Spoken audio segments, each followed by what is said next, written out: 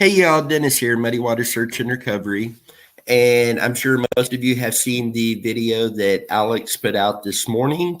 And I just want to kind of go into this a little bit. We do want to invite you this Sunday night, 7:30 p.m. Central Time, as we do a live feed open discussion to discuss the Randy Leach case. Randy Leach has been missing since the night of April 15th or the early morning of April 16th of 1988 out of Linwood, Kansas. And he was at a pre-graduation party last time he was seen. And to date, nobody has come forward that has said they have seen Randy leave that party. However, Randy and the 1985 gray Dodge 600 that Randy was driving that night are missing, have not been found. So we will be doing the live feed this Sunday night. Most of you know that the Randy Leach case is the case that led to the formation of Muddy Water Search and Recovery. There is experience in the past, but this is what led me to form Muddy Water Search and Recovery. We felt we had to do something to help. And, such a heartbreaking case. We have done ground and water searches for Randy Leach. We have multiple searches lining up for Randy this year. Thanks to people reaching out to us with their thoughts, locations of interest, different things like that. We do have another location now that we do want to get searched as soon as possible. We are just waiting for confirmation with the property owner to get that permission to be able to access that property. We also want to do another open invite. Did you know Randy? Was you at the party that night? Are you from the Linwood area? Have you been working on this case as well? We want to give an open invite to you to join us on a live feed. And if you would like to join us on a live to discuss the case, please reach out to us. Our contact information, as always, is down in the video description. If you have information you would like to send or a location of interest you would like to see searched, again, please reach out to us. If you want to do it anonymously, we do have the P.O. Box, P.O. Box 93, Camden Point, Missouri, 64018. And you could do so anonymously.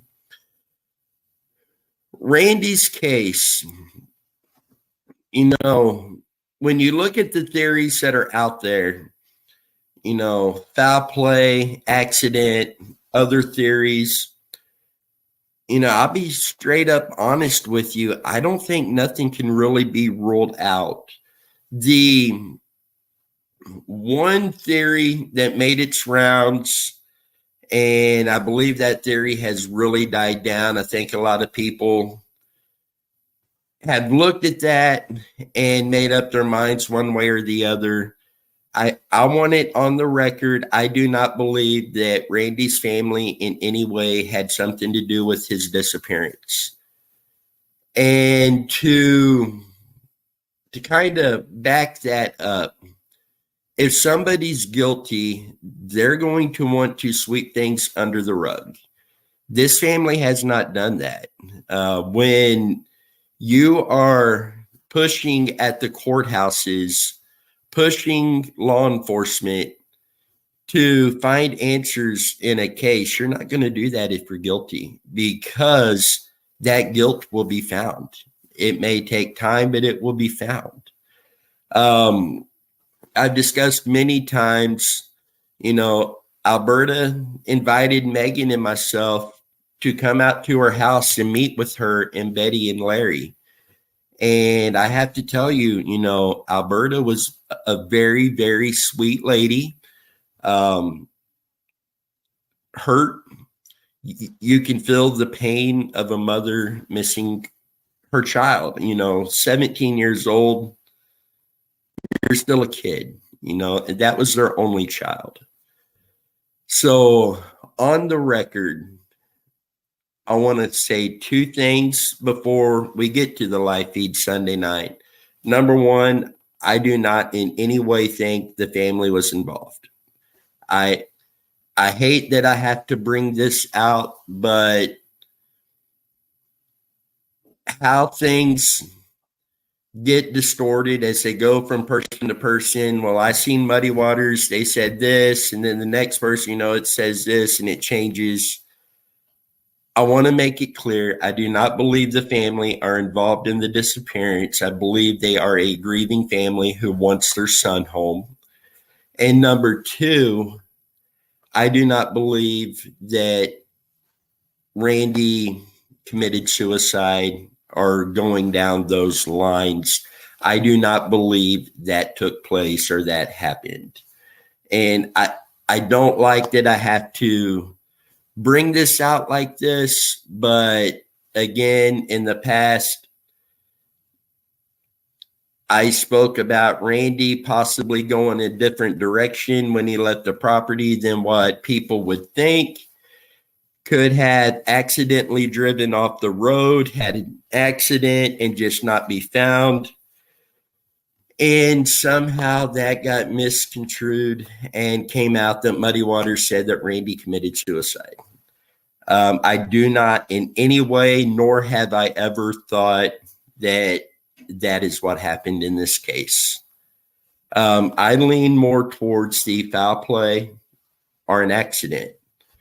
As far as locations go, as I said earlier, we have multiple locations we are hoping to get on this year. Some are public property that we can access to. Some are private property. Some of these we do have permission. Some of these we're working to obtain that permission to get on. But we will be doing a lot of searches for Randy this year. And we just want to, we want to help his family, his mom. Again, going back, welcoming us into her home. She was so sweet and definitely deserves to know where her son is. Randy definitely deserves to be found and brought home. So, guys, I know I rambled off a little bit there, and I do apologize for that.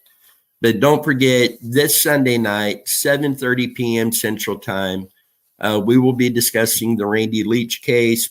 We will be discussing all the different theories, the efforts that have taken place so far, and the efforts that are upcoming that you guys will be seeing in the very, very near future. So, guys, with that, let's continue to keep this family in your thoughts and prayers. Let's continue to do everything we can to help bring Randy Leach home. And we hope to see you this Sunday night as we go into a full-blown discussion on Randy Leach. Until next time, you guys stay safe.